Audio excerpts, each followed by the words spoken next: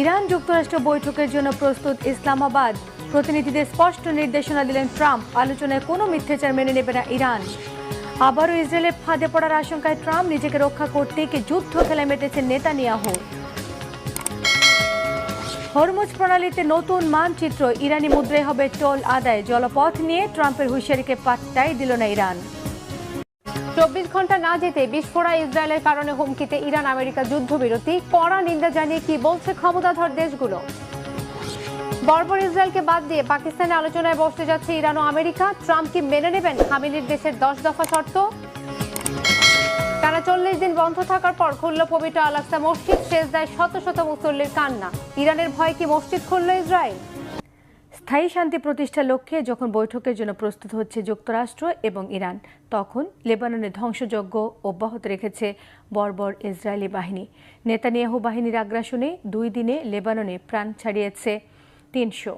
যদিও যুদ্ধবিরতি নিয়ে লেবাননের সঙ্গে সরাসরি আলোচনার নির্দেশ দিয়েছেন ইসরায়েলি প্রধানমন্ত্রী, তবে লেবাননে যুদ্ধ বন্ধ হবে না বলে জানিয়েছেন প্রতিরক্ষা মন্ত্রী ইসরায়েল কাটস। এই পরিস্থিতিতে শনিবার সকালে পাকিস্তানে বসছে যুক্তরাষ্ট্র এবং ইরানের বৈঠক। আলোচনা নিয়ে প্রতিনিধিদের স্পষ্ট নির্দেশনা দিয়েছেন ট্রাম্প। আলোচনাকে স্বাগত জানালেও মিথ্যাচার মেনে না নেয়ার হুঁশিয়ারি দিয়েছে ইরান।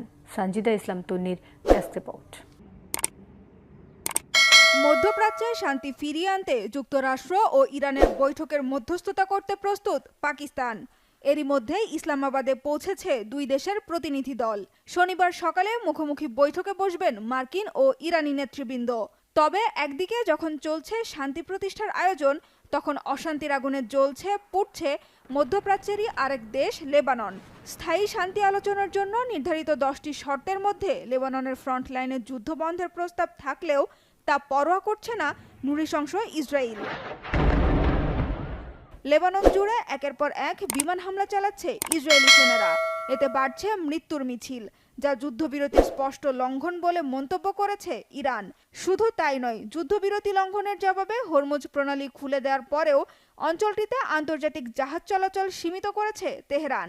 এতে ইরান যুদ্ধবিরতির শর্ত ভেঙেছে বলে অভিযোগ ওয়াশিংটনের। এমন অবস্থায় প্রশ্ন উঠেছে, নড়বড়ে যুদ্ধবিরতি পরিস্থিতির মধ্যে কি সফল হবে যুক্তরাষ্ট্র ও ইরানের দ্বিপাক্ষিক আলোচনা? মধ্যপ্রাচ্যে কি শান্তি ফিরবে, নাকি আবারও শুরু হবে হামলা পাল্টা হামলা?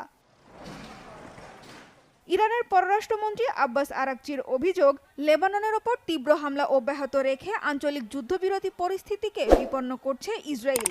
আর ইসরায়েলকে মদদ দিয়ে যুক্তরাষ্ট্রের অর্থনীতিকে হুমকির মুখে ফেলার বোকামি করছেন মার্কিন প্রেসিডেন্ট ডোনাল্ড ট্রাম্প। এর আগে লেবাননের জন্য যুদ্ধবিরতি ভেঙে দিয়ে ইরানিদের বোকামি না করতে সতর্ক করেছিলেন মার্কিন ভাইস প্রেসিডেন্ট জেডি ভ্যান্স। কূটনীতির ভাষায় যেন সেই হুঁশিয়ারিরই জবাব দিলেন আব্বাস আরাকচি। শুধু তাই নয়, লেবাননে ইসরায়েলের অব্যাহত হামলার জবাবে হরমুজ প্রণালী খুলে দেওয়ার পরও অল্প কিছু জাহাজই অঞ্চলটি দিয়ে চলাচলের অনুমতি পেয়েছে। তার জন্য ইরানকে টোলও দিতে হচ্ছে জাহাজগুলোকে।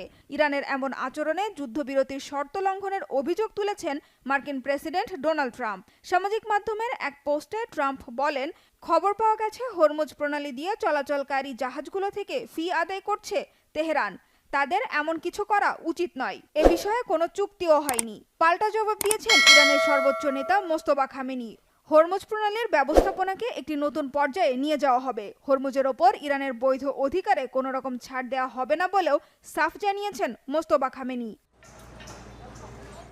লেবাননে অব্যাহত হামলাকে কেন্দ্র করে যখন যুক্তরাষ্ট্র ও ইরানের কূটনৈতিক লড়াই চরমে পৌঁছেছে, তখন ইসরায়েলি প্রধানমন্ত্রী বেনিয়ামিন নেতানিয়াহু জানিয়েছেন, যুদ্ধবিরতির বাইরে থাকলেও লেবানন সরকারের অনুরোধে ইসরায়েলি মন্ত্রী পরিষদকে সরাসরি আলোচনা শুরু করার নির্দেশ দিয়েছেন তিনি। লেবাননে কোনো যুদ্ধবিরতি নেই। আমরা শক্তি প্রয়োগ করে হিজবুল্লাহর ওপর হামলা চালিয়ে যাচ্ছি। আমাদের সাথে শান্তি আলোচনায় বসার জন্য লেবানন সরকারের পক্ষ থেকে বারবার আহ্বানের পর আমি মন্ত্রিসভাকে লেবাননের সাথে সরাসরি আলোচনা শুরু করার নির্দেশ দিয়েছি। তবে সরাসরি বৈঠকের আগেই যুদ্ধবিরতিতে যেতে চায় বলে জানিয়েছে লেবানন সরকার। আর ইসরায়েলি গণমাধ্যমগুলোর দাবি লেবাননের যুদ্ধ বন্ধ হবে না বলে সাফ জানিয়েছেন ইসরায়েলি প্রতিরক্ষা মন্ত্রী ইসরায়েল কাজ। এদিকে সাময়িক যুদ্ধবিরতির মধ্যেই শনিবার থেকে ইরানের সকল ব্যাংকের কার্যক্রম শুরুর ঘোষণা দিয়েছে দেশটির ব্যাংক কোঅর্ডিনেটর কাউন্সিল। আর যুদ্ধ পরিস্থিতির কারণে বৈশ্বিক জ্বালানি বাজারে যে অস্থিরতা দেখা দিয়েছে তা স্বাভাবিক হতে অন্তত কয়েক মাস লাগবে বলে মনে করছে অর্থনীতিবিদরা। ভয়াবহ হামলা চালানো নয়, উল্টো ইরানের সাথে একটি যুদ্ধবিরতির জন্যই মরিয়া হয়ে উঠেছিলেন মার্কিন প্রেসিডেন্ট ডোনাল্ড ট্রাম্প। কিভাবে ধ্বংসযজ্ঞ পাশ কাটিয়ে সম্ভব হলো যুদ্ধবিরতি, এক্সিওএস এর বিশেষ এক প্রতিবেদনে উঠে এসেছে তার বিস্তারিত। ট্রাম্পের মরিয়া দশার প্রতি ইতিবাচকভাবে সাড়া দিয়ে ইরানের সর্বোচ্চ নেতা মুজতবা খামেনিও এই যুদ্ধবিরতিতে বড় ভূমিকা পালন করেছেন বলে জানিয়েছে এক্সিওস। হিজল জুবারের ডেস্ক রিপোর্টে বিস্তারিত। প্রকাশ্যে ইরানকে মুছে দেওয়ার আলটিমেটাম দিলেও ভেতরে ভেতরে যুদ্ধবিরতির জন্য মরিয়া হয়ে উঠেছিলেন মার্কিন প্রেসিডেন্ট ডোনাল্ড ট্রাম্প। সংশ্লিষ্ট বিভিন্ন সূত্রের বরাতে ব্রিটিশ সংবাদ মাধ্যম ফাইন্যান্সিয়াল টাইমস ও মার্কিন সংবাদ মাধ্যম অ্যাক্সিওস এই তথ্য জানিয়েছে।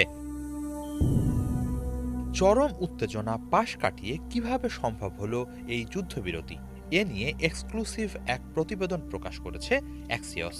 তারা জানায় যুক্তরাষ্ট্র ও ইসরায়েলি কর্মকর্তারা 6 এপ্রিল এক কৌতূহল উদ্রেককারী ঘটনার কথা জানতে পারেন। আর সেটা হলো যুক্তরাষ্ট্রের মরিয়া দশার প্রেক্ষাপটে চুক্তির দিকে এগিয়ে যাওয়ার সবুজ সংকেত দিয়েছেন ইরানের সর্বোচ্চ নেতা মোস্তফা খামেনি। অ্যাক্সিওস জানিয়েছে যুদ্ধবিরতি ঘোষণার আগ মুহূর্ত পর্যন্ত ট্রাম্পের ঘনিষ্ঠ সূত্রের সদস্যরাও জানত না আসলে ঠিক কি ঘটতে চলেছে। মার্কিন বাহিনী ও পেন্টাগন ট্রাম্পের মনোভাব বোঝার চেষ্টা করার পাশাপাশি ইরানে ব্যাপক বোমা হামলার প্রস্তুতি নিচ্ছিল। এক কর্মকর্তা বলেন, আমরা জানতাম না ঠিক কি হতে যাচ্ছে, পরিস্থিতি ছিল একদম বন্য।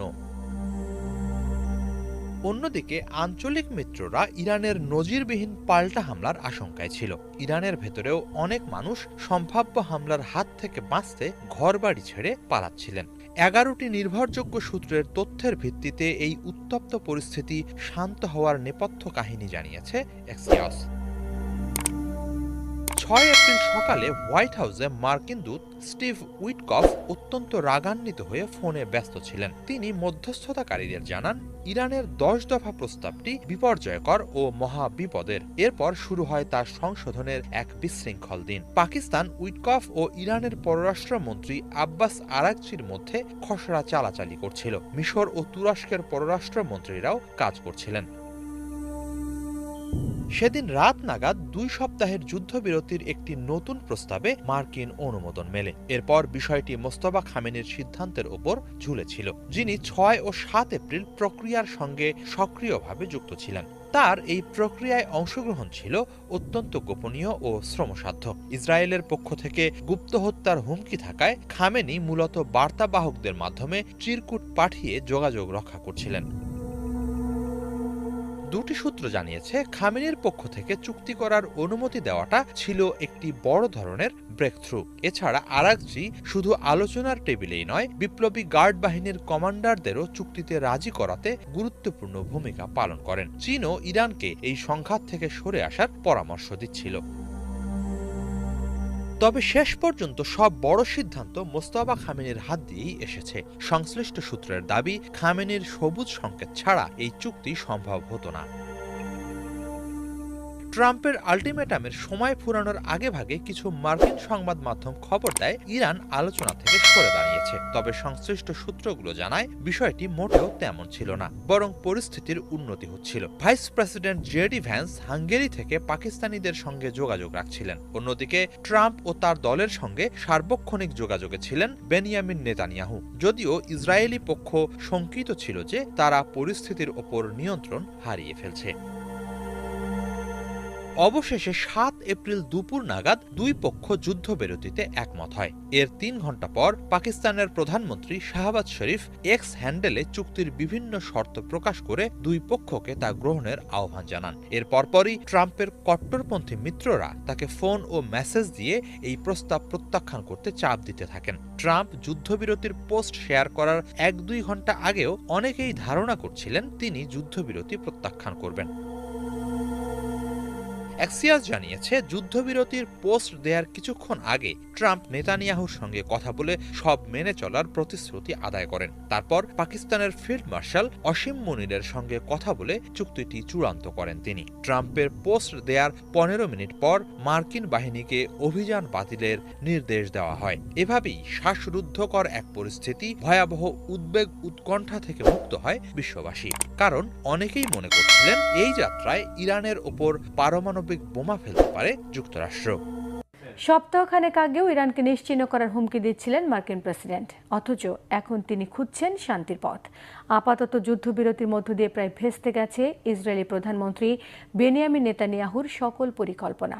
হরমুজ প্রণালীর দখল থেকে শুরু করে লেবাননের আকাশ, মধ্যপ্রাচ্যে চলমান নাটকীয় পরিবর্তনের শেষ হাসি হাসবে কে?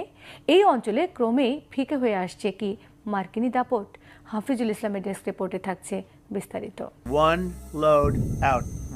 প্রেসিডেন্ট ডোনাল্ড ট্রাম্পের তর্জন গর্জন আর বড় বড় কথার বাগাড়ম্বর এখন পুরোপুরি থমকে গেছে।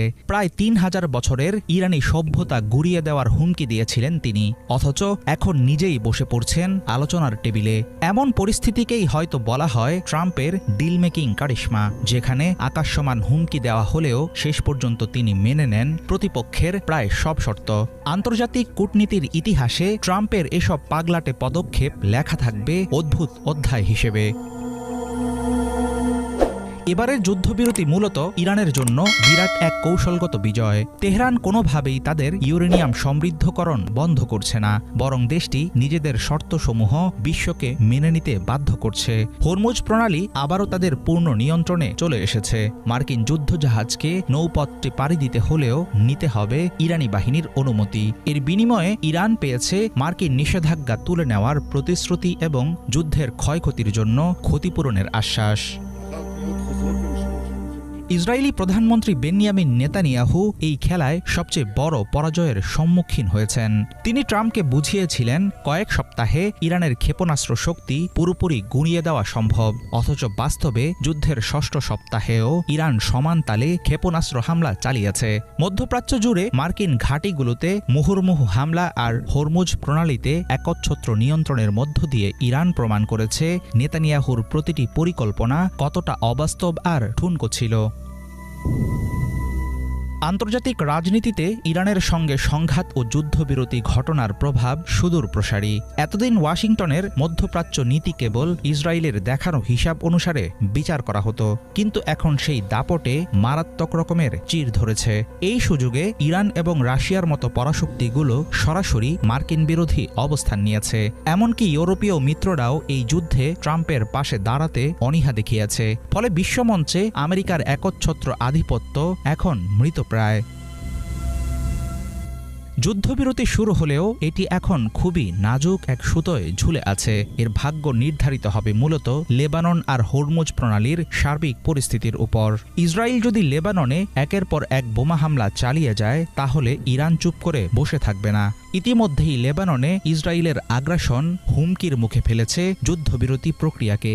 মধ্যপ্রাচ্যে ক্রমবর্ধমান সংঘাতের আগুন পুরোপুরি নিভবে নাকি আরও ধাউ ধাউ করে জ্বলে উঠবে, সেটা পরিষ্কার হয়ে যাবে আগামী 2 সপ্তাহে।